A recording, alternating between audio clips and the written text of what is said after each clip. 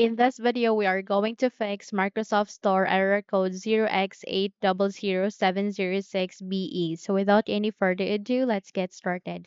The first solution that you need to do is you need to check if your Windows is up to date. How we can do that at the start, make a right click, scroll up, and click on Settings.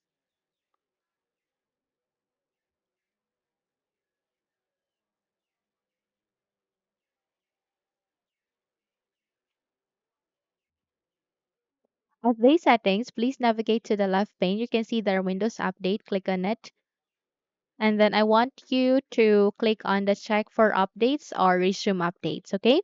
So click on check for updates or resume updates and update your computer to the latest version and then restart the PC.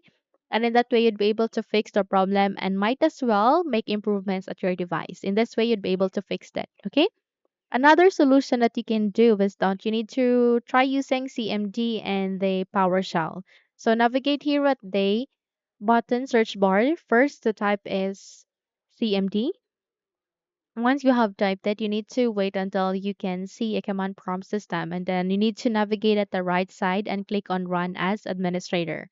If your user account control would ask you to say yes, click on yes so that you can continue on running this window. So I want you to copy the first set of command SFC scannow.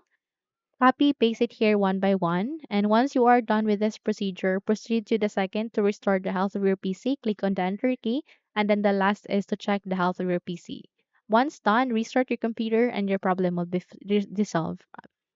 Another solution that you can do is that you need to navigate at the button search bar, type for PowerShell. Then once a best match has been seen, which is the Windows PowerShell system, I want you to navigate to the left pane and then click on the Windows PowerShell. The Run as Administrator under the Windows PowerShell. So click on Run as Administrator corresponding to the application, which is the Windows PowerShell. And if your user account control would ask you to say yes, click on yes so that you can continue on running this window.